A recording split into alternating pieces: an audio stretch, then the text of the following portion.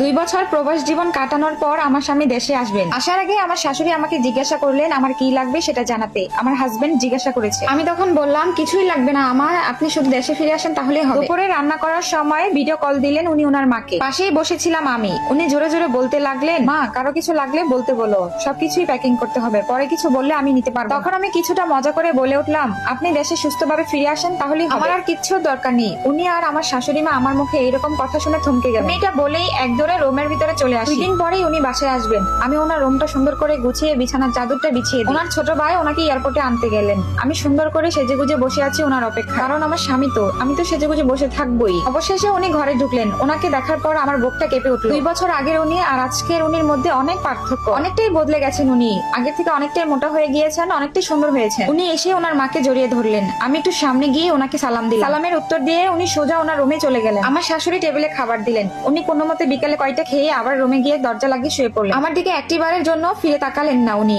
কেন জানি আমার চোখের পানি ঝলঝল করছিল। আমি রুমে এসে আমার সব সাজগোজ নষ্ট করে ফেলি, কাপড় চোপড় সবকিছু চেঞ্জ করে ফেলি এবং সব থেকে পুরানো জামাটাই আমি পরি। ভেবেছিলাম ওনার দিকে আর ফিরেই তাকাবো না। আমার কলিজাটা একদমই ফেটে যাচ্ছিল। কেন জানি এখানে আমার থাকতেই ইচ্ছে করছিল না। একটু বাবার বাড়িতে বেড়াতে গেলে শান্তি পেতাম। সন্ধ্যার দিকে ওনার নানা বাড়ি থেকে মেহমান আসবে, তাই নাস্তা বানানোর জন্য রান্নাঘরে গেলাম। সেমাই, নুডলস, ফিরনি সহ আর অনেক কিছুই নাস্তা রেডি করি, কারণ তারা চলে আসলে তখন আমি ফলমূলও কেটে দিই। রান্না করতে করতে মাগরিবের আজানও দিয়ে দিল। ওনারাও তখন চলে আসলে। আসার সাথে সাথে আমি তখন আর ওনাদের সামনে গেলাম না। আমি রান্নাঘর থেকে সবকিছু রেডি করে দিচ্ছিলাম। আমার শাশুড়ি মা তাদেরকে আপ্যায়ন করছিল। ওনাদের সাথে আমার সম্পর্কটা তেমন একটাও ভালো না, তাই দূরত্ব অনেকটা আছে। রাতে ওনারা থাকবে, তাই রাতের বেলা রান্নাটাও আমি বসিয়ে দিলাম। আমার শাশুড়ি আম্মা তখন আমাকে বললেন, রাতের রান্নাটা তোমার আর করতে হবে না। উনি আমাকে বললেন রুমে যেতে। আমি রুমে গিয়েই বা কি করবো, উনি তো ঘুমাচ্ছে, তাই রাতে রান্নাটা করে নিলাম। রাত 9টার পর আমার স্বামী ঘুম থেকে উঠলেন। ওঠার পর তার নানা বাড়ি মানুষদের সাথে কুশল বিনিময় করলেন। রাতের খাবারটা তাদের সবাইকে নিয়ে একসাথেই খেয়ে নিলেন, কিন্তু রাতের খাবারটা আমার খেতে একদমই ইচ্ছে করছিল। তাই শাশুড়ি আমাকে বললাম আমি রাতের খাবারটা রান্নাঘরে বসেই খেয়ে নিয়েছি। উনি তখন মেহমানদের সাথে কথাবার্তা বলছিলেন। সবাই খাওয়া দাওয়া শেষ করে আমার স্বামীর রুমে গেলেন কি এনেছে না এনেছে এইসব কিছুই দেখার জন্য। ব্যাগপত্র খোলার আগে কেউ আমাকে একটুও ডাকলেন না। অবশ্য ডাকলেও আমি যেতাম। নিজের মনকেই নিজে বুঝ দিলাম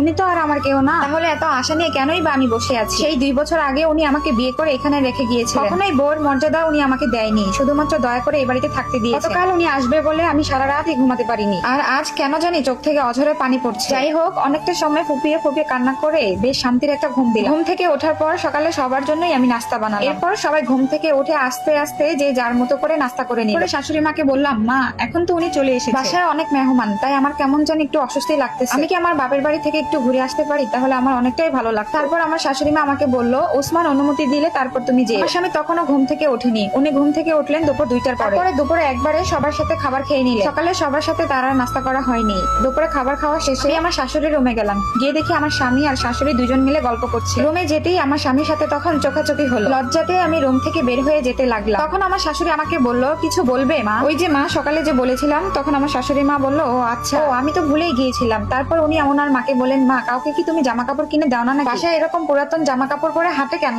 আমি তখন বললাম, গরম লাগে তাই এরকম জামা পরেছি। আমার শাশুড়ি আমাকে একটু পরে এসে জানালো ওসমান আমাকে বাপের বাড়ি যেতে মানা করেছে। তখন আমি অনেকটাই কান্নায় ভেঙে পড়লাম। মাকে তখন বললাম, মা 2টা দিনই তো গিয়ে থাকবো, প্লিজ আমাকে যেতে দিন। মা বললো, ওসমান রুমেই আছে, তুমি যাও তাকে গিয়ে বলো। তখন তার রুমে গিয়ে বললাম, আমি 1 বছর যাবত বাবার বাড়িতে যাই, আমাকে একটু যেতে দিন, অনুমতি দিন, আমার মনটা খুবই খারাপ। তার কাছে এতটুকু কথা বলতেই আমার কান্নায় কথাগুলো গলায় আটকে যাচ্ছে। তারপর উনি বিছানা থেকে উঠে আমার হাত ধরে ওনার পাশে নিয়ে বসালেন। তখন আমার কান্না যেন আরো বেশি পাচ্ছে। শুধুমাত্র চিৎকার করে বলতে পারতেছিলাম না যে এত অবহেলা আপনি কেন আমাকে করছেন। এত অবহেলাই যখন করবেন তাহলে বিয়ে কেন করেছিলেন? তখন উনি বললো, তোমার বাপের বাড়ি যাওয়া লাগবে না। তখন আমি কান্নায় আরো ভেঙে পড়লাম। তখন বললাম, একটু যাই না, বেশি দিন তো আমি আর থাকবো না। তারপর উনি আমার চোখের দিকে বেশ অনেকক্ষণই তাকিয়ে রইলেন। তারপর আমার চোখের পানি মুছে দিয়ে বললেন, আচ্ছা ঠিক আছে তাহলে যাও, তবে কালকেই ফিরে আসবে। তখন উনি ওনার মাকে ডেকে বললেন, মা বাহির থেকে আমি যা যা নিয়ে এসেছি ওখান থেকে কিছু কিছু জিনিস তুমি ওকে দিয়ে দাও, বাপের বাড়ির মানুষদের জন্য নিয়ে যাবে। তখন আমার শাশুড়ি মা আমাকে অনেক কিছুই বেক করে দিয়ে দিল। তারপর তার ছোট ভাই আমাকে একটা গাড়ি ডেকে দিল। আমি তখন আমার বাবার বাড়িতে গেলাম। এর ভিতরে ঢুকেই প্রথমে মা আর ভাবিকে খুব শক্ত করে জড়িয়ে ধরলাম। বুকের ভিতরে অনেক কষ্ট,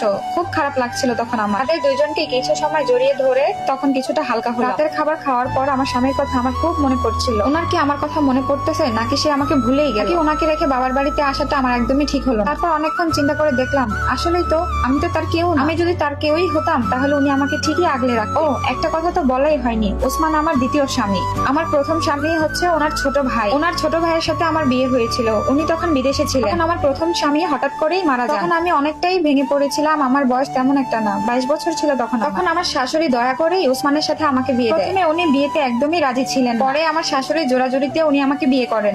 এই জন্যই হয়তোবা সে আমাকে এতটা অবহেলা করে। যাই হোক, এইসব ভাবতে ভাবতে কখন যেন ঘুমিয়ে পড়েছি, আমি নিজেও জানি না। হঠাৎ করে মনে হলো কেউ যেন আমাকে জড়িয়ে ধরেছে। একটু চোখ খুলতেই দেখি ওমা কি, এদিকে আমার স্বামী ওসমান। উনি আমাকে তখন জড়িয়ে ধরে বলে, এরকম বউ যদি পাশে না থাকে তাহলে কি রাতে ঘুম হয়? আমি তখন কান্না করে ওনাকে বললাম, আমি যাব না আপনার কাছে। কেন এসেছেন আপনি এখানে? আপনি আমাকে খুবই অবহেলা করেন, আপনি একটু আমাকে ভালোবাসেন না। তারপর উনি আমাকে জোর করে ওনার কাছে টেনে নিতে চাই না। এভাবে আমি আমার স্বামীর অধিকার নিতে চাই না। আমি আমার স্বামীর বাড়িতে স্বামীর বুকে মাথা রেখে ঘুমাতে চাই। তাকে আমি তখনই স্বামীর অধিকার দিতে চাই। তখন ওসমান বলল, চলো এখনই রেডি হও, আমি আমার বউকে অন্য কোথাও রাখতে চাই না, আমি আমার বউকে আমার সাথে নিয়ে যাব। তখন ওসমান আমার মাকে ডেকে বললেন, মা, ওর ব্যাগপত্র সবকিছুই গুছিয়ে দিন, আমি আমার বউকে নিয়ে যাব। তারপর আমার মা বললেন, এত রাতেই চলে যাবে, একদিন থাকো। তারপর ওসমান বললেন, না, আজকেই আমি আমার বউকে নিয়ে যাব। যাই হোক, গভীর রাতে নিস্তব্ধতায় আমি আমার স্বামীর হাত ধরে হাঁটতেছিলাম। আনন্দের আমি সেটা আপনাদেরকে বলে বুঝাতে পারবো না। আলহামদুলিল্লাহ, সবাই আমাদের জন্য দোয়া করবেন।